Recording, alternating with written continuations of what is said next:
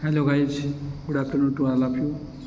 आज हम पढ़ेंगे बेसिक केमिस्ट्री, जिसे फाउंडेशन केमिस्ट्री भी कहते हैं। तो सबसे पहले हम लोग पढ़ेंगे केमिस्ट्री। केमिस्ट्री किसे कहते हैं? यानी विज्ञान की वह शाखा जिसके अंतर्गत पदार्थों के गुणों के बारे में अध्ययन किया जाता है, रसायन विज्ञान कहलाता है। अब रसायन विज्ञान को विज्ञानों का विज्ञान कहा जाता है, क्योंकि हम लोग कोई भी विज्ञान पढ़ते हैं, अगर जीव विज्ञान पढ़ेंगे तब भी दवाइयों के बारे में पढ़ेंगे, वो भी रसायन विज्ञान से बनता है। और भौतिक विज्ञान पढ़ेंगे, इलेक्ट्रिसिटी के बारे में पढ़ेंगे। इलेक्ट्रिसिटी किसके द्वारा होता है? इलेक्ट्रॉन के द्वारा। इलेक्ट्रॉन के बारे में हम लोग कहाँ पढ़ते हैं? रसायन विज्ञान में। इसलिए केमिस्ट्री को विज्ञानों का विज्ञान कहा जाता है। फिर बात करते हैं, रसायन विज्ञान का जनक नाम लेविसियर था और ऑक्सीजन की खोज क्रिस्टले ने किया था। अब बात करते हैं पदार्थ किसे कहते हैं।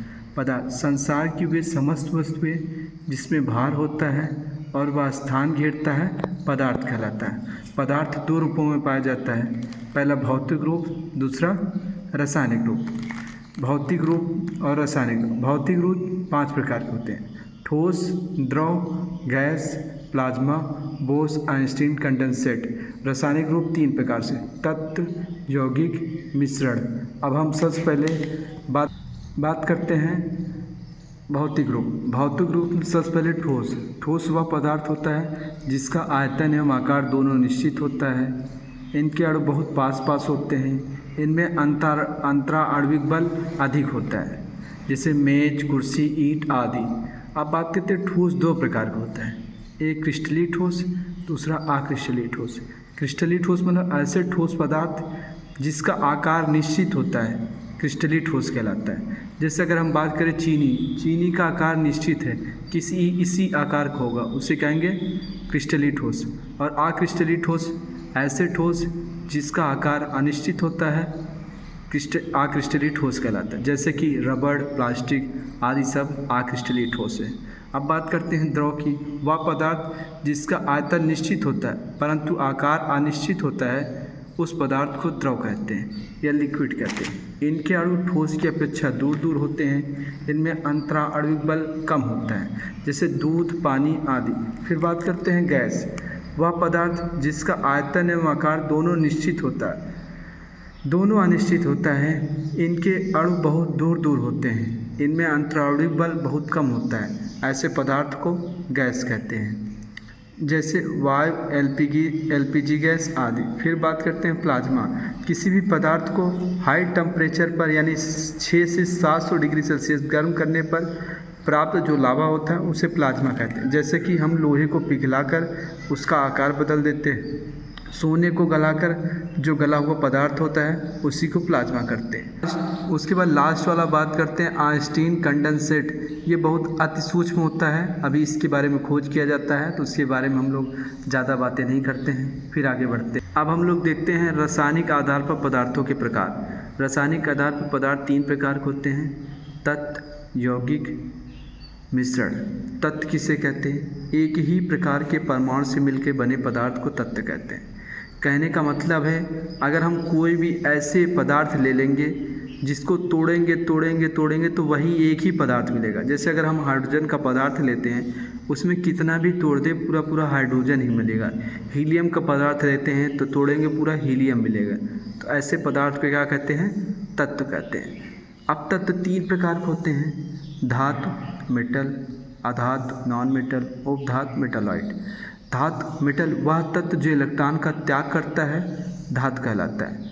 धातु विद्युत तथा ताप का सुचालक होता है, यानी इलेक्ट्रॉनों के कारण ही विद्युत धारा प्रवाहित होती है, इसलिए ये इलेक्ट्रॉन का त्याग करता है तो विद्युत धारा प्रवाहित होती है। जैसे सोडियम एक इलेक्ट्रॉन त्याग करके सोडियम आयन बना लेता है, कैल्शियम अपना 2 इलेक्ट्रॉन त्याग करके कैल्शियम आयन बनाता है। फिर बात करते हैं अधातु, नॉन मेटल की। वह तत्व जो इलेक्ट्रॉन को ग्रहण करते हैं, अधातु कहलाते हैं। अधातु विद्युत तथा ताप के कुचालक होते हैं, क्योंकि ये इलेक्ट्रॉन को त्याग करते नहीं, इसलिए इसमें इलेक्ट्रिसिटी फ्लो नहीं होती है।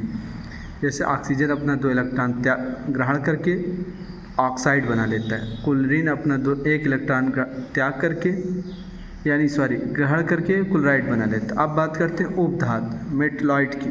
वह तत्व जो धातु और अधातु दोनों प्रकार के गुण रखता है, उपधातु का। उपधातु को अर्धचालक सेमीकंडक्टर कहते हैं, जैसे सिलिकॉन, जर्मेनियम। इसमें इलेक्ट्रॉन फ्लो तो होता है लेकिन बहुत माइनॉरिटी चार्ज कैरियर में फ्लो होता है, यानी बहुत कम। जैसे अगर किसी में इलेक्ट्रिक लिखा है तो उसमें धातु लगा है, अगर किसी में इलेक्ट्रॉनिक्स लिखा है तो उसमें उपधातु लगा है। अब बात करते हैं यौगिक का। यौगिक दो या दो से अधिक परमाणु के रासायनिक संयोग से बने पदार्थ को यौगिक कहते हैं। यौगिक को इंग्लिश में कंपाउंड कहते हैं। जैसे NaCl, सोडियम एक परमाणु था, क्लोरीन दूसरा परमाणु था, इसके रासायनिक संयोग से बन गया NaCl, इसका नाम हो गया सोडियम क्लोराइड। किसी भी तत्व का या यौगिक का कैसे नाम लेते हैं हम लोग आगे के वीडियो में समझेंगे। अभी तक कुछ बेसिक जानकारी है उसके बारे में समझते हैं। फिर यौगिक मुख्यतः दो प्रकार के होते हैं, कार्बनिक यौगिक और अकार्बनिक यौगिक।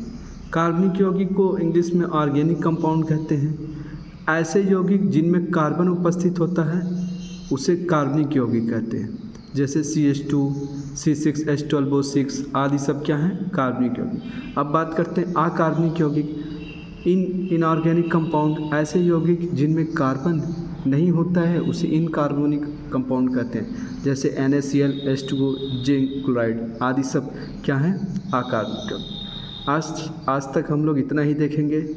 इसके आगे की क्लास हम लोग नेक्स्ट वीडियो में देखते हैं कि कोई भी कंपाउंड कैसे बनता है, किस प्रकार से बनता है या उसका नाम क्या है। इसके आगे वाले वीडियो हम लोग देखेंगे। Thanks for watching my video. Thank you.